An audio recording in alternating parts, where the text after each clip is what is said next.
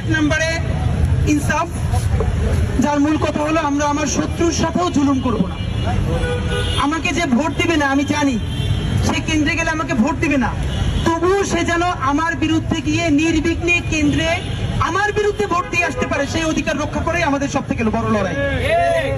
সে আমাকে বলবে আমি তোমাকে ভোট দিব না, আমার যদি অনেক ক্ষমতা হয় তবুও সে ভোট দিবে না জানা সত্ত্বেও আমার বিরুদ্ধে গিয়ে ভোটটা দিয়ে আসতে পারবে, কোনো থ্রেট ছাড়া, হুমকি ছাড়া।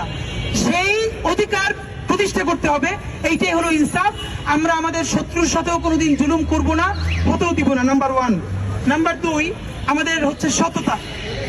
ইতিমধ্যে গত 2 বছরের অ্যাক্টিভিজমে আমরা যে সততার নজির, আমি এবং আমার টিম, আবার বলছি, আমাদের টিমের 51 নম্বর সদস্যের বিরুদ্ধে বাংলাদেশে কোনো আর্থিক অসততার এলিগেশন কেউ তুলতে পারবে না, এটা আমরা দায়িত্ব নিয়ে বলছি।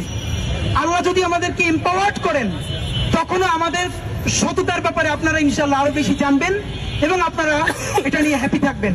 নাম্বার 3, স্বাধীনতা। 54 বছর হয়েছে বাংলাদেশ রাষ্ট্র তৈরি করতে পারি নাই। কখনো এখানে ভারতপন্থী রাজনীতি, কখনো পাকিস্তানপন্থী রাজনীতি, বাংলাদেশপন্থী রাজনীতি।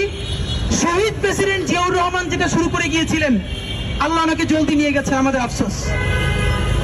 শহীদ প্রেসিডেন্ট জিয়াউর রহমানের দলও আজকে সেই রাজনীতিটা কতদূর আগায় নিবে আমরা নিশ্চিত হতে পারছি না। আমরা আপনাদেরকে জানাই, যদি বাংলাদেশের রাজনৈতিক দলগুলো সেটাই ব্যর্থ হয়, সেই স্বাধীনতার লড়াইয়ে আমরা ইনশাআল্লাহ নতুন রাজনৈতিক ফ্রন্ট হয়ে উঠব। এবং এই স্বাধীনতা মানে আমরা শুধু কাগজে কলমে একটা বাংলাদেশ লেখা বুঝাই না, সিদ্ধান্ত গ্রহণের স্বাধীনতাকে আমরা বুঝাই। আর একটা সার্বভৌমত্ব আপনাদেরকে বলি, স্বাধীনতা পৃথিবীর অনেক দেশেই আছে, সার্বভৌমত্ব নাই। বাংলাদেশে স্পষ্ট বলি, স্বাধীনতা আছে, সার্বভৌমত্ব নাই। আমার জমিনে এখনো আমার কাঁটাতারে আমার বোন ফেলানির লাশ ঝোলে।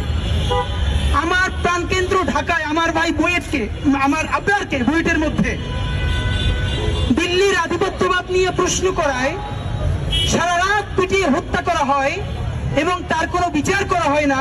এরকম একজন আবরারের গল্প আমরা জানি। শিবিরের নাম দিয়ে এরকম অসংখ্য আবরারকে গত 15 বছরে বাংলাদেশে শহীদ করা হয়েছে। আমাদের ইলিয়াস আলী আমাদের পানির অধিকার নিয়ে কথা বলতে গিয়ে যে গুম হয়েছেন, সেই গুম হওয়ার পর তার লাশটাকে চিরে সেই লাশের মধ্যে পাথর ঢুকিয়ে সাগরে ভাসিয়ে দেওয়া হয়েছে। হাসিনা এইটা করে পরের দিন ইলিয়াস আলীর ছোট কন্যাকে পাশে বসে এসেনি কুমিরের মায়া কান্না করছেন। বাংলাদেশের অধিকারের কথা বলতে গিয়ে সালাউদ্দিন আহমদকে জীবিত পাওয়া গেল ভারতের সীমান্তের মধ্যে।